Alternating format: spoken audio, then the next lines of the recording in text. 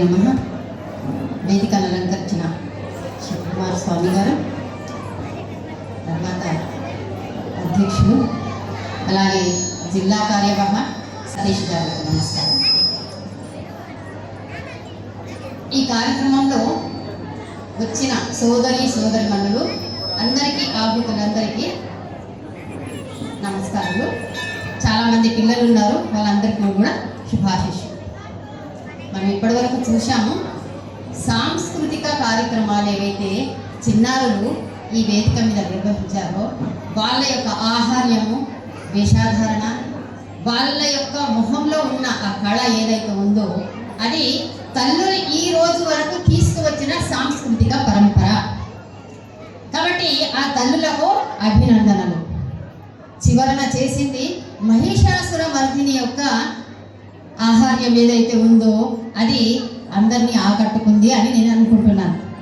నాకంటే ఆకట్టుకుంది. ఎందుకంటే ఈరోజు మహిషాసుర సురులు చాలామంది ఉన్నారు. మర్దినిలు కావాలి, అమ్మవారులు కావాలి. కాబట్టి ఇది అందరికీ వర్తిస్తుంది. అందరూ దీన్ని గుర్తుపెట్టుకోండి. రాబోయే కాలంలో మహిషాసుర మర్దిని అవతారం ఎత్తాల్సిన అవసరం ఉంది అమ్మాయిలకి. మనం అనుకుంటున్నాము చాలా సమాజంలో మార్పు వచ్చింది. ఎలాంటి మార్పు వచ్చిందనే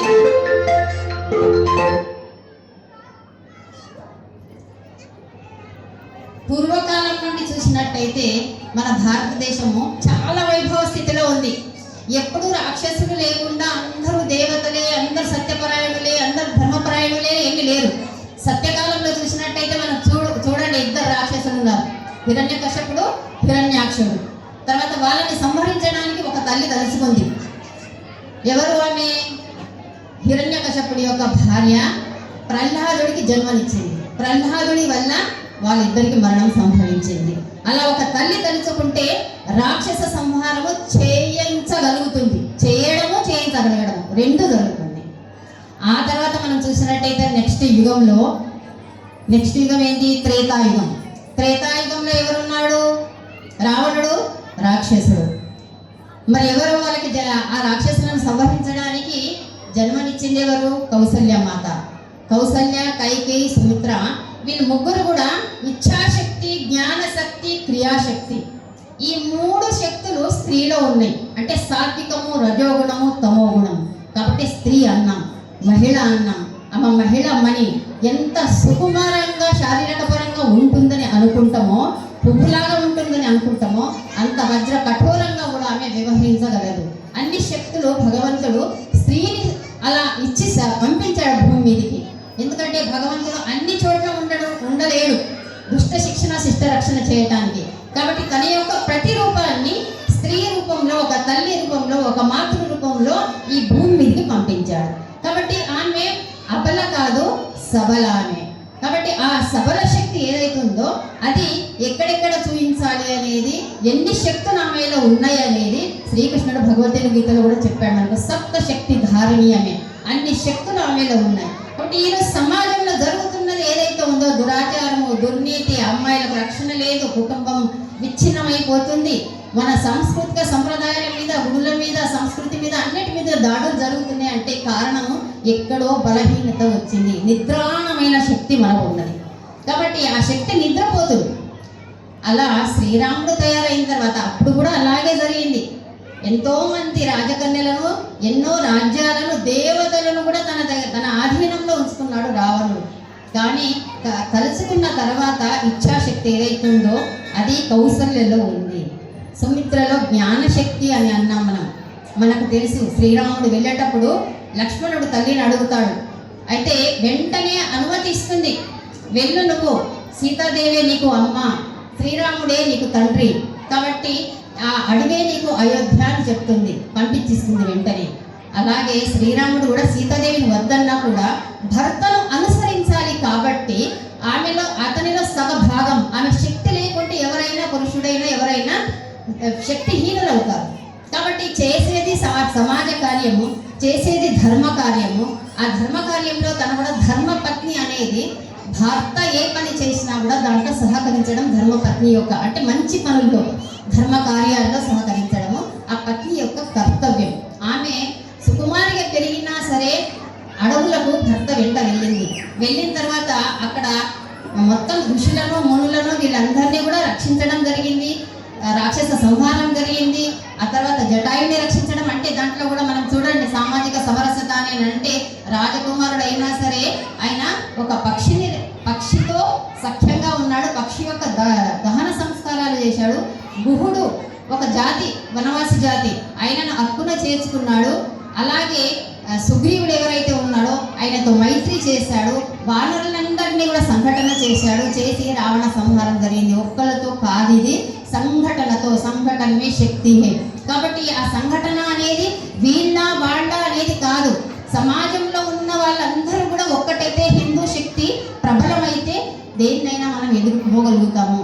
అలా శ్రీరాముడు సీతమ్మ అక్కడికి వెళ్ళిన తర్వాత ఆయన కూడా అందరినీ మొత్తం సంకటితం చేశాడు. సీతాదేవి కూడా అక్కడ ఎట్లా ఉండగలిగింది? మరి 10 నెలలు ఆత్మబలంతో ఉండగలిగింది, మానసిక స్థైర్యంతో ఉండగలిగింది. ఆమెకు శక్తియుక్తులు లేవా? శివధనుస్సుని కూడా ఒక చేత్తో ఒక వేలితో ఆమె పైకి ఎత్తగలిగింది. రావణుడు ఎత్తలేక చతికిలబడ్డాడు. అంటే అంతకంటే శక్తి, అంటే అమ్మవారు స్వయాన అమ్మవారు ఆమె. ఆయన ఎన్నిసార్లు కూడా అక్కడికి వచ్చినా కూడా ఒక గట్టి పోచ చూయించి గట్టి పోచతో సమానం నుంచి అని చెప్పేసి చీగొట్టింది. అంత గొప్ప శక్తి అమ్మవారిలో ఉంది. కాబట్టి ఇక్కడ కూడా శ్రీరాముడి యొక్క ఆలయం ఏదైతే ఉందో నా చిన్నప్పటి నుంచి చూస్తున్నాను. గోధన్ అంటే కూడా మనకు తెలుసు, గోధన్ ఇది దీని పేరు. అంటే గోవుల యొక్క సంపద ఎక్కువ ఉండేది ఇక్కడ పాండవులు నెక్స్ట్ దాంట్లోకి వచ్చినట్టయితే పాండవులు ఇక్కడ ఏకచక్రపురం అని అంటాం. దీన్ని ఏకచక్రపురం అని అంటేనే గోధన్. కాబట్టి ఏకచక్రపురంలో గోవు సంపద ఎక్కువ ఉండేది, గోధన్ పోయి బోధన్ అయింది. బోర్లబడ్డ బోధను అని అంటాం. అంటే అదంతా సంపద అంతా నష్టం అయిపోయింది కాబట్టి బోర్లబడ్డ బోధన్ అని దానికి పేరు వచ్చింది అన్నట్టు. కాబట్టి ఇక్కడ ఉన్న పాండవులు అజ్ఞాతవాసంలో ఉంటూ బకాసురుణ్ణి వధించాడు. ఇక్కడ కూడా రాక్షసులు బోలెడు మంది మనకి ఇప్పుడు కనబడుతున్నారు. ఒకప్పుడు శక్కర్ నగర్ అంటే చాలా వైభవంగా ఉండేది. మా చిన్నప్పుడు ఇక్కడ తెలిసిన వాళ్ళ దగ్గరికి, క్లాస్మేట్స్ దగ్గరికి చాలాసార్లు వచ్చేవాళ్ళం. ఇప్పుడు చూస్తే మొత్తం మనకు తెలిసి ఎలాంటి పరిస్థితిలో మనం ఉన్నాము. అలాగే పోచంపాడు బోధన, అక్కడ ఉన్న పోచంపాడులో కూడా మొత్తం వాళ్ళే ఆక్రమించారు. అంటే మనం ఎక్కడికి వెళ్తున్నాము, ఎక్కడికి పారిపోతున్నాము, ఎక్కడి వరకు పారిపోతాం. ఇల్లు వాటిని వదిలేసి, పిల్లజల్లల్ని వదిలేసి, అన్ని ముళ్ళ మూట సర్దుకొని ఇంకెక్కడికో పోయి ఉండడము ఏంటి అసలు అర్థం కావట్లేదు. ఇది కూడా అంటే శక్తిహీనులైన తర్వాత బలహీనత ఉంటే పారిపోవడమే నేర్చుకుంటాం. కాబట్టి ఈ పారిపోకుండా మన కుటుంబాన్ని పట్టుకొని ఉండాలి. కాబట్టి పట్టుకొని ఉండాలని అంటే ఏంటి? అందరూ ఒక్కటయ్యి ఉండాలి. కులాలు ఎక్కడి నుంచి వచ్చినాయి మనకు? ఈ కులాలు వృత్తిల వారీగా వచ్చినాయి. కాబట్టి గడపలో ఉన్నప్పుడే మాత్రం కులం, గడప దాటితే మాత్రం అందరం ఒకటే, అందరం హిందువులమే. వయం పంచాధికం అని చెప్పేసి అంటారు పాండవులు ఒకప్పుడు. అంటే 100 మంది కౌరవులను కలుపుకొని, అంటే శత్రువులైనా కూడా ఏ కులస్తులైనా కూడా అందరం కూడా ఒకటే కావాలి, హిందువులం అందరం. అప్పుడు ఏదైనా సాధించగలుగుతాం మనం. కాబట్టి ఇలాంటి పిల్లలతోని నడిపించాలి. ఈ పిల్లలకు చిన్నప్పటి నుంచి కూడా మనం సంస్కారాలు ఇస్తే నెక్స్ట్ జనరేషన్ వాళ్ళు మనం ఏం అందిస్తున్నాం వాళ్ళకి మనం నెక్స్ట్ మనం చూసినాం, భూతకాలం చూస్తున్నాం, ఇప్పుడు వర్తమాన కాలం చూస్తున్నాం, భవిష్యత్ కాలం చూస్తున్నాం. ఈ భవిష్యత్ కాలానికి, వర్తమాన కాలానికి, భూతకాలానికి సంబంధం ఉంది. భూతకాలంలో జరిగిన చరిత్ర పరాక్రమవంతులు, వీరులు, శూరులు అందరూ కూడా జన్మించారు. మనకు తెలుసు ఎంతోమంది పాతివ్రత్యం కలిగిన స్త్రీ ఇక్కడ జన్మించారు, ఎంతోమంది విద్యావంతులు జన్మించారు, యుద్ధం చేసిన వాళ్ళు ఉన్నారు. ఇంతమంది ఉన్న తర్వాత వాళ్ళని ఆదర్శంగా తీసుకోకుండా మనం ఎక్కడికి వెళ్తున్నాము ఆలోచించాలి మనం. ఒకప్పుడు మనం చెప్పాం, సావిత్రీదేవి మనకు తెలుసు, సతీ సావిత్రి అని సత్యం పలుకుతుంది. సావిత్రీదేవి దేవలోకంలో అంటే సూర్యలోకంలో ఋషులమునులతో దేవతలతో కలిసి చర్చ తీసుకునేదంట. అంటే ఆమెనే చర్చాకర్తగా ఉండేది. అంటే అంత గొప్ప పాండిత్యం ఆమెలో, ధర్మశాస్త్రాలు అందరితో పంచుకునేది. ఏం జరుగుతుంది 3 లోకాల్లో, ఏం చేయాలి అని అందరికీ దిశానిర్దేశం చేసేదంట. సతీ అనసూయ 3 దేవతలనే పసిపిల్లలుగా చేసిన ఒక పాతివ్రత్యం ఆమెది. ఇలాంటి మహామహులు మన దేశంలో ఎంతోమంది జన్మించారో వాళ్ళందరి గురించి పిల్లలకు చెప్పాలి. ఝాన్సీ రాణి మేరీ ఝాన్సీ నహీ దూంగి అని చెప్పింది. అంటే ప్రతి యుగంలో కూడా స్త్రీ తన యొక్క శక్తిని, యుక్తిని, సమాజాన్ని, ధర్మాన్ని, సంస్కృతిని కుటుంబాన్ని రక్షించటానికి అన్ని అవతారాలు, అన్ని నయాన భయాన తనలో ఉన్న శక్తులన్నింటినీ కూడా ఉపయోగించింది. ఈనాడు మన కుటుంబ పరిస్థితి ఏముందో మనం ఆలోచించాలి. మనం చెప్తాం, మనం ఇప్పుడు వచ్చిన నానుడు ఏంటంటే 30 తలలు కలుస్తా కానీ 3 జుట్లు కలవవు అని. కానీ ఇది తప్పు. ఎందుకంటే మనం ఇంటి ముందు ముగ్గేస్తాం, చుక్కలు అంటే స్టార్స్ ఎక్కడెక్కడో ఉంటాయి. అవి ఆ చుక్కలన్నిటిని తీసుకొచ్చి వాటిని అన్నిటిని కలిపి ఒక అందమైన ముగ్గుని తయారు చేస్తాం. పక్కన బార్డర్స్ వేస్తాం, నిబంధనలు అన్నట్టు, అవన్నీ నియమాలు అన్నట్టు. అంటే సృజనాత్మకత, ప్రకృతిలో ఏ విధంగా మార్పు వస్తుందో, ప్రకృతిలో మార్పు వస్తే ఋతువుల్లో మార్పు వస్తుంది, దాని ప్రకారమే సమాజం నడుస్తుంది. అట్లా స్త్రీ కూడా ఒక సృజనాత్మకత శక్తి. అంటే ఆమె కొత్తదనాన్ని కోరుకుంటుంది. ఆ కొత్తదనం, ఆ సృజనాత్మకత ఆమెలో ఉండడం వల్ల ఎప్పుడు ఇల్లు కళకళగా ఆనందంగా ఉంటుంది. అంటే కొత్త కొత్త విషయాలను ఆలోచించమంటే అంటే కూడా అది ధర్మస్వరూపిణి కాబట్టి ధర్మ మార్గంలోనే వెళుతూ కొత్తదనాన్ని చూపిస్తుంది. కాబట్టి అలాంటి ఇల్లు, వాకిలి చూసి ఇంటి ఇల్లాలని చూడు అని అంటాం మనం. ఈరోజు వాకిళ్ళు ఎలా ఉంటుండే మనకు తెలుసు. ఇంట్లోకి వెళ్ళిన తర్వాత చూస్తే గడపకు పసుపు ఉంటుంది. లోపలికి వెళ్ళిన తర్వాత దేవతల ఫోటోలు, వీర భక్తుల ఫోటోలు పెట్టుకోవాలి మనం. అవన్నీ పెట్టుకుంటే ఏమవుతుంది, ఒక వాతావరణం ఏర్పడుతుంది. తల్లి రోజు శుచి శుభ్రత చేస్తుంది. అప్పుడప్పుడు 8 రోజులకు ఒకసారి, వారంకి ఒకసారి దుమ్ము దులుపుతుంది, బూజు దులుపుతుంది.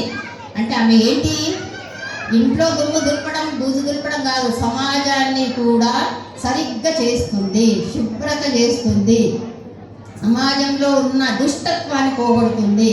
దాన్ని శుభ్రం చేసే బాధ్యత అంటే మాత సమాజ నిర్మాత. అంటే ఇంటిని చక్కబరుచుకున్న వాళ్ళు రాష్ట్రం బాధ్యత కూడా వాళ్ళకు ఉంది. పిల్లలకు చిన్న కుటుంబాలు చింతలు లేని కుటుంబాలు అని చెప్తున్నాం మనం ఇప్పుడు.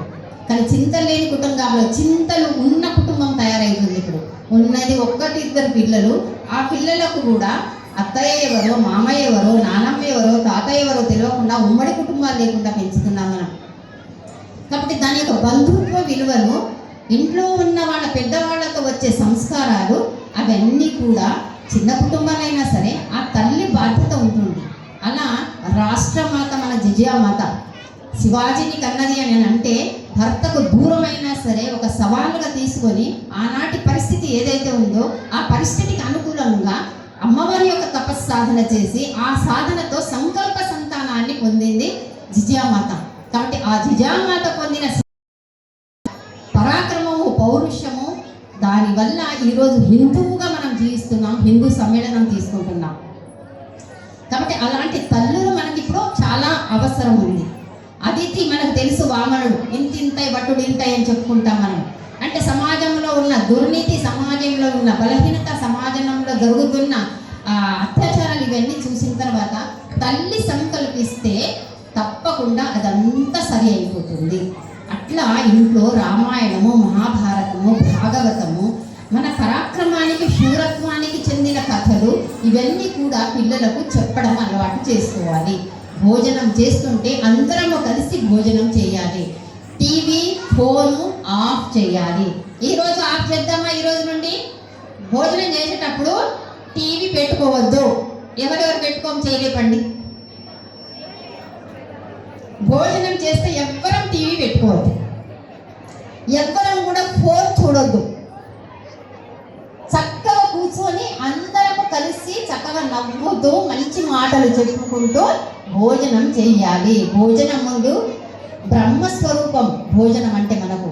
కాబట్టి తినే ఆహారము భగవంతుడా నాకు మంచి ఆలోచనలను ఇవ్వు, నాకు మంచి విచారాలను ఇవ్వు, మంచి వ్యవహారాన్ని ఇవ్వు, మంచి శక్తిని ఇవ్వు అని కోరుకొని తింటే ఆ తిన్నది ప్రసాదం అవుతుంది. కాబట్టి వంట చేసేటప్పుడే మనము పూర్వకాలంలో మనం చూసినట్టయితే కీర్తనలు చేస్తూ, నామస్మరణ చేస్తూ, ఏదో వింటూ, వాళ్ళకి చదువు రాకున్నా సరే ఒక్క ఏకసంతాగ్రాములు అంటే వాళ్ళకి అంత దాంట్లో మనస్సు ఉండేదంతా. కాబట్టి అట్లా చేస్తూ చేస్తూ వాళ్ళు భోజనం వంట చేసేవాళ్ళు కాబట్టి అది ప్రసాదం అయ్యేది. ఈరోజు మనము టీవీ పెట్టుకొని సీరియల్స్ చూస్తూ ఇవన్నీ చేస్తున్నాం కాబట్టి ఇది మొత్తం విచ్ఛిన్నమైపోయే ఒక పరిస్థితి నుండి మనం మళ్ళీ బయటపడదాం. మళ్ళీ ఆ పని చేస్తే మళ్ళీ తేరుకుంటాం. మనలో శక్తి లేదనే చేస్తుంది. కాబట్టి ఆ పని మనం చేద్దాము. మన పిల్లలు ఎక్కడికి పోతున్నారు, ఏం చూస్తున్నారు, టీవీలో ఏం చూస్తున్నారు, ఫోన్లో ఏం చూస్తున్నారు, ఇన్స్టాగ్రామ్లో ఏం చూస్తున్నారు, ఫేస్బుక్లో ఏం చూస్తున్నారు, ఇవన్నీ కూడా గమనించాలి. 1000 కళ్ళు అంటాం కదా, అన్ని 1000 కళ్ళు పెట్టి గమనించాల్సిన పరిస్థితి ఇప్పుడు వచ్చింది. మనం చూస్తున్నాం. మనం పహల్గామ్ దాడిలో ఏం జరిగిందో అక్కడ కులం ఎవరిని అడగలేదు. క్రిస్టియన్ ఉన్నా సరే వాళ్ళని కూడా ఆ లైన్లో నిలబెట్టారు, కాల్చి పడేశారు. హిందూ అన్నవాడిని కాల్చి పడేశారు. అంటే మనకు అర్థమైంది కదా కులం ఎక్కడి వరకు ఉండాలి అనేది. కాబట్టి అది ఆలోచించండి. ఆపరేషన్ సింధూర్ చేస్తే దాంట్లో 2 మహిళలు పాల్గొన్నారు, ఖురేషి, ఇంకోటి మౌనిక. వాళ్ళిద్దరే ఆపరేషన్ సింధూర్ కంప్లీట్ చేశారు. అంటే అంతమందిని శత్రు వినాశనం చేసి వచ్చారు. అంటే మహిళకు శక్తి లేదా? ఉందా లేదా? తలుచుకుంటే చేస్తుందా లేదా? చేస్తుందా? ఎవరు ఏం చెప్తలేరు. మన ఇంట్లో మనం ఉందాం అంతే, మన టీవీ మనం చూద్దాం, మన భోజనం మనం చేద్దాం. ఇగో ఇప్పుడు ఖాళీ అయిపోలేదా? ఇక్కడ అలాగే ఖాళీ అయిపోయి మళ్ళీ బోధన ఇప్పుడు చెప్తున్నాం. 45% మాత్రమే మనం ఉన్నాం, మిగతా % ఇంకోళ్ళు ఉన్నారు. ఎక్కడికి వెళ్దాం చెప్పండి? మనకు తెలుసు బంగ్లాదేశ్లో అక్కడి ప్రధాని ఎల్లగొడితే ఎక్కడికి వెళ్ళింది? 57 దేశాలు ఉన్నాయి, ముస్లిం దేశాలు. మనకున్నది ఇది ఒక్కటే దేశం. ఎక్కడికి 57 దేశాలు కూడా ఆమెకు ఎవరు కూడా ఆదుకోలేదు, ఎవరు కూడా రక్షణ ఇవ్వలేదు. మళ్ళీ ఎక్కడికి వచ్చింది? మన దేశానికే వచ్చింది. మనమే రక్షణ కల్పించాం. కరోనా సమయంలో తెలుసు, మనమే ప్రతి దేశాలకు కూడా పంపించాం. మనము ఫ్రీగా మందులను ఇచ్చాం. కరోనా టైంలో అన్ని రకాలైన సదుపాయాలు కల్పించాం. ఇప్పటికీ కూడా మనకు పెట్రోలు, ఆ తర్వాత మనకు సిలిండరు, ఇవన్నీ కూడా రావు అని చెప్పి చేతి గుట్టించినా కూడా మన దేశము భారత మాత అన్ని మనకి ఇస్తుంది, ఏమీ తక్కువ మనకు చేయలేదు. కాబట్టి ఒక్కటే ఏంటంటే మనం మేలుకోవాలి, మనం జాగృతం కావాలి. తర్వాత మనం చూస్తున్నాం పర్యావరణం, దాంట్లోనే పర్యావరణం వస్తుంది. ప్లాస్టిక్ హటావ్, జల్ బచావ్, పేడ్ లగావ్. ప్లాస్టిక్ను వాడుతున్నాం. ఈ భూమాత మనల్ని పెంచి పోషిస్తున్నది. ఏ విధంగా తల్లి ఇంట్లో పెంచి పోషిస్తుందో అదే విధంగా పెంచి పోషిస్తుంది. మరి ఆమెను కలుషితం చేసి ముందు తరాలకు అందించాలా వద్దా? కలుషితం చేసి అందిద్దాం, అంతేనా? శుభ్రంగా ఉంచాలి కదా, దాన్ని కూడా పంటలు పండాలి కదా, మనకు గో ఆధారిత పంటలు పండాలి, రైతులకు నిర్దేశం ఇవ్వాలి. ఈ విధంగా మనము పర్యావరణాన్ని చెట్లు పెట్టడం కావచ్చు, మన ఇంట్లోనే చిన్న అపార్ట్మెంట్ ఉన్నా సరే కుండీల్లో చెట్లు పెట్టడము. మనం అందుకే మాత సమాజ నిర్మాత ఎందుకు అన్నాము? తులసి మాత అంటాము, గోమాత అంటాము, గంగామాత అంటాము, అందరికీ మాత స్వరూపమే ఇచ్చాము. కాబట్టి ఆ మాతల్లో చైతన్యం తీసుకురావాలి, జాగృతం చెయ్యాలి అని అంటే అన్ని బాధ్యతలు మనకే ఉన్నాయి, హిందువుల్లో ఉన్న మాతలకే ఉన్నాయి.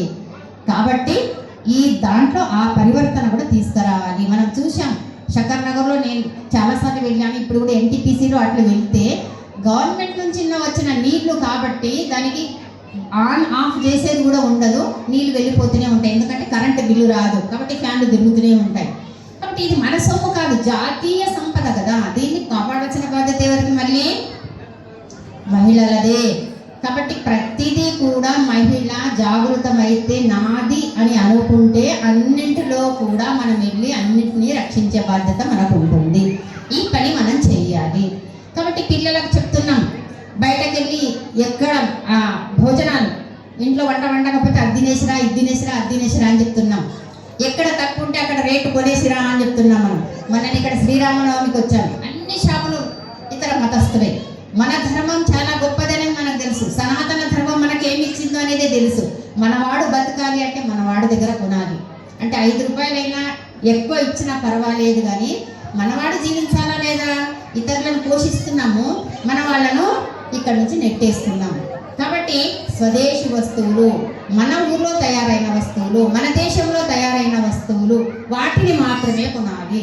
కాబట్టి స్వభాష, మన భాషనే మాట్లాడాలి. స్వవేషము అంటే వేషాధారణ, మన సమాజంలో మన సనాతన ధర్మం ఇచ్చిన వేషాధారణ ఏదైతుందో దాన్ని ధరిస్తే మనం సురక్షితంగా ఉంటాం. అది ఆరోగ్యం కోసం మన పెద్దవాళ్ళు మనకిచ్చిన కొన్ని నియమాలు, ఋషులు మునులు తపస్సు చేసి ఇచ్చినవి ఉన్నాయి మనకు. అవన్నీ కూడా ఇట్లా ఉండాలి, ఇలా చేయాలి అని చెప్పేసి దాన్ని మనం పాటించాలి. కాబట్టి వేషో భాష సదాచార రక్షణీయం ఇదం త్రయం. కాబట్టి ఇవి 3 రక్షిస్తాం: వేషము, భాష, సదాచారము. దీంతోనే ఆచారము, సదాచారము, మనం ఏవైతే ఆచార వ్యవహారాలు ఉన్నాయో వాటిని అన్నింటినీ కూడా పిల్లలకు అందించాలి. మనం చూస్తున్నాం ఇప్పుడు TCSలో జరిగిన గందరగోళం ఏదైతే ఉందో మీకు తెలుసు, విని ఉండొచ్చు, మీరు కూడా విన్నారా లేదా?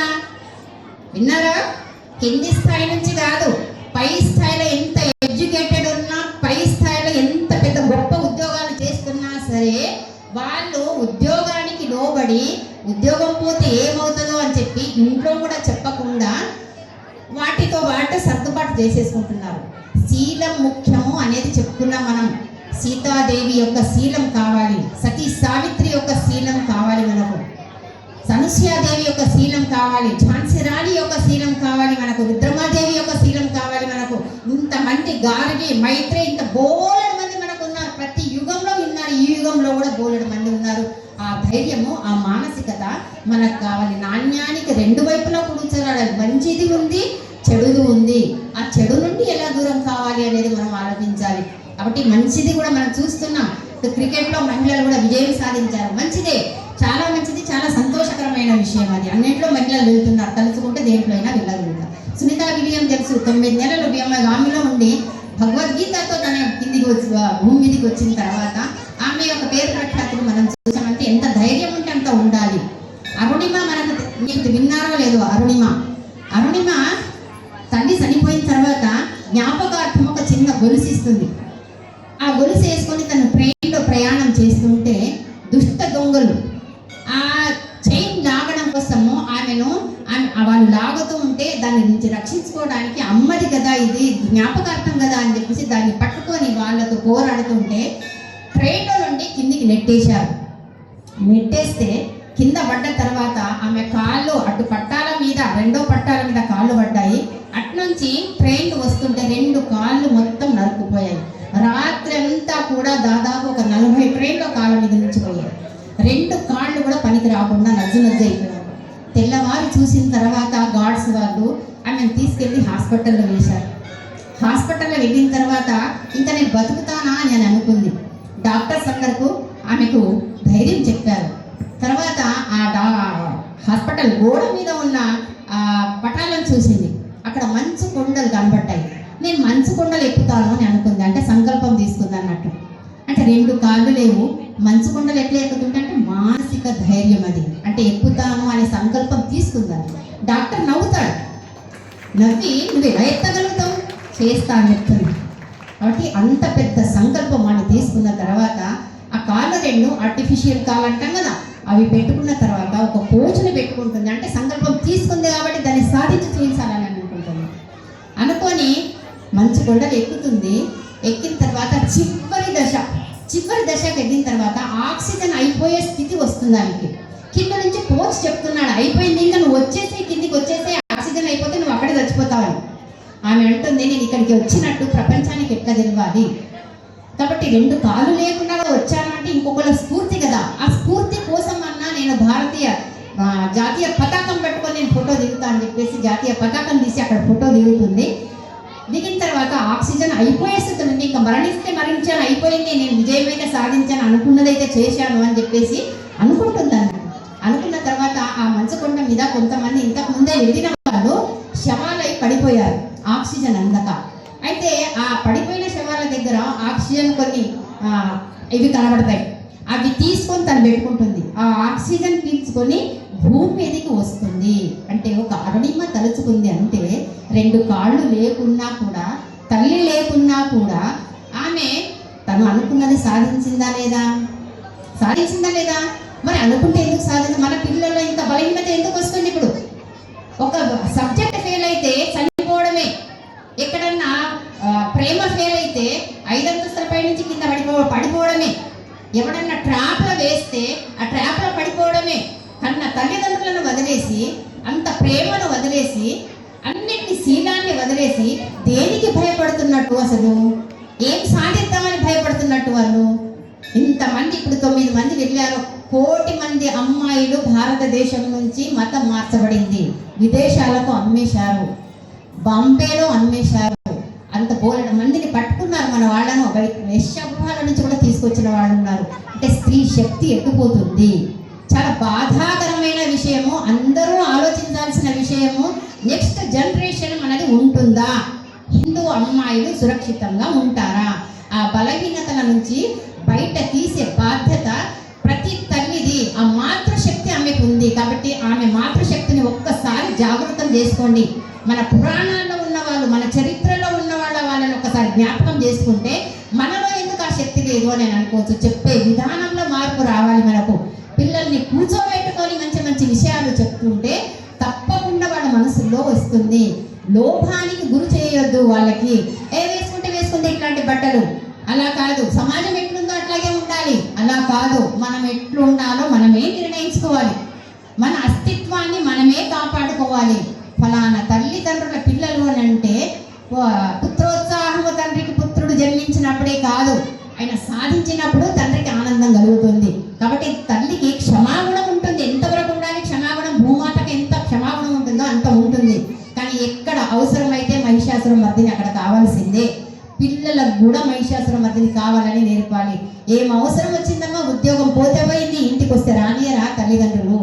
ఆ తల్లిదండ్రులు గమనించాలి కదా, ఏమైంది పిల్లలకు, ఇలా ఎందుకున్నారు, ఎందుకు మార్పు వచ్చిందనేది గమనించాలి కదా.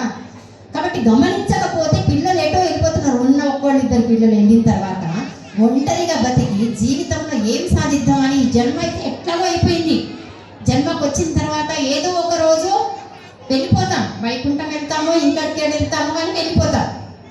కానీ ఈ జన్మకు వచ్చిన తర్వాత ఏం పని చేశాను నేను, ఏం కుటుంబం కోసం ఏం చేశాను, సమాజం కోసం ఏం చేశాను, నా ధర్మం కోసం ఏం చేశాను, ఇవన్నీ కూడా ప్రతి వాళ్ళు ప్రశ్న వేయించుకోవాల్సిన పరిస్థితి ఇది. కాబట్టి ప్రశ్న వేసుకుందాము, మనల్ని మనం సరి చేసుకుందాము, మన కుటుంబాన్ని కలిపి ఉంచుదాము, బంధువులందరినీ కలిపి ఉంచుదాము. అమ్మాయిల గొంతెమ్మ కోరికలను అక్కడే ఆన్చేద్దాము. వాళ్ళ గొంతెమ్మ కోరికలు కోరటానికి కూడా అతి ప్రేమ. మన దగ్గర ఉన్న డబ్బు మనకి ఏం లేకున్నా సరే ఆమెకు అన్నీ ఇద్దాం, అబ్బాయికి అన్నీ ఇద్దాం. వాడు తాగుతున్నాడు, తింటున్నాడు, గంజాయి తాగుతున్నాడు, మాదక ద్రవ్యాలకు అలవాటు పడుతున్నాడు, రౌడీజం చేస్తున్నాడు. కాబట్టి తండ్రి కానీ తల్లి కానీ ఇద్దరూ కూడా, అబ్బాయి కానీ అమ్మాయి కానీ అందరికీ కూడా సంస్కారం ఇవ్వాల్సిన అవసరం ఉంది. ఎందుకు, ఏం చేస్తున్నావు అని చెప్పేది రావాలంటే ఫస్ట్ మనల్ని మనం సరి చేసుకోవాలి. మనల్ని మనం సరి చేసుకుంటే వాళ్ళని సరి చేయగలుగుతాము. మనం టీవీ చూడొద్దు, మనం ఫోన్ చూడొద్దు, చూస్తాం, మంచి విషయాలు చూస్తాం. టెక్నాలజీ అది వాడుకోకుండా ఈ రోజుల్లో నడవదు. కాబట్టి ఏది చూస్తున్నాం అనేది మనం గమనించాలి, ఏది చూస్తున్నాం అనేది వాళ్ళని గమనించే ఒక శక్తి మనకు వస్తుంది. మనం సరిగ్గా లేకపోతే ఆ శక్తి మనకు రాదు.